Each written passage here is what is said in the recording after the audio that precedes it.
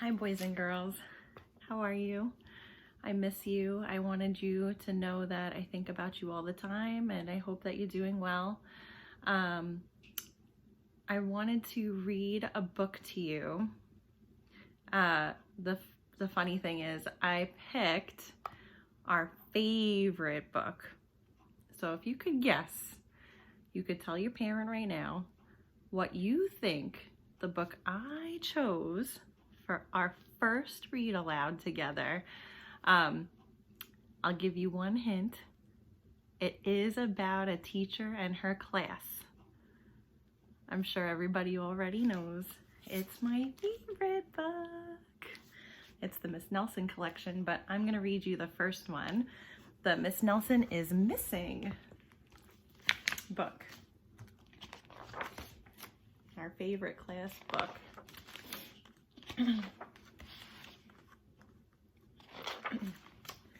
Miss Nelson is missing.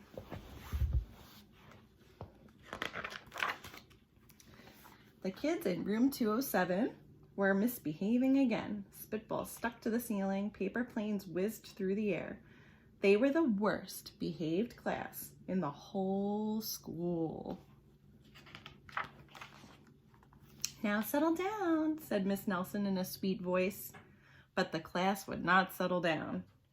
They whispered, they giggled, they squirmed and made faces.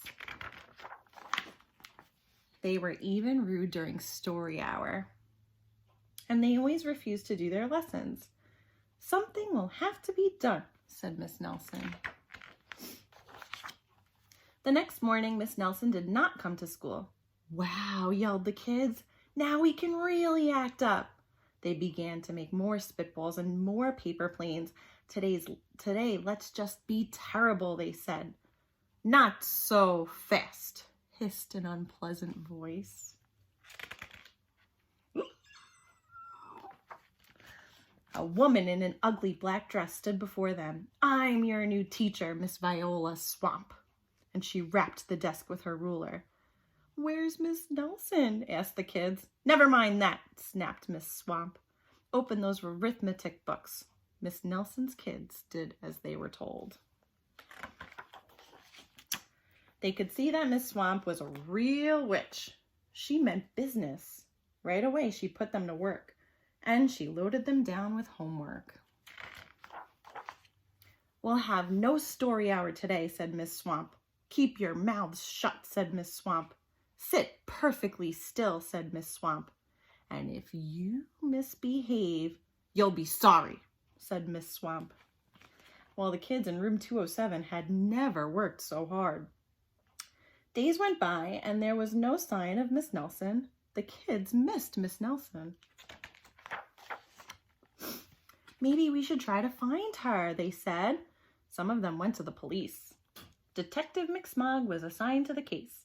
He listened to their story. He scratched his chin. He said.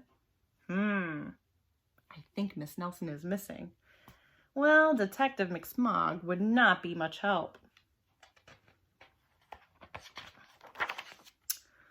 Other kids went to Miss Nelson's house. The shades were tightly drawn and no one answered the door. In fact, the only person they did see was the wicked Miss Viola Swamp coming up the street. If she sees us, she'll give us more homework. They got away just in time. Maybe something terrible happened to Miss Nelson. Maybe she was gobbled up by a shark, said one of the kids. But that didn't seem likely. Maybe Miss Nelson went to Mars, said another kid. Well, that didn't seem likely either.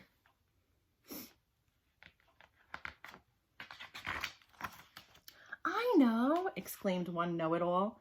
Maybe Miss Nelson's car was carried off by a swarm of angry butterflies. But that was the least likely of all. The kids in room 207 became very discouraged. It seemed that Miss Nelson was never coming back, and they would be stuck with Miss Viola Swamp forever. They heard footsteps in the hall. Here comes the witch, they whispered. Hello, children, someone said in a sweet voice. Oh, it was Nelson, did you miss me? We certainly did, cried all the kids. Where were you? Well, that's my little secret, said Miss Nelson. How about a story hour? Oh, yes, cried the kids. Miss Nelson noticed that during story hour, no one was rude or silly. What brought about this lovely change, she asked.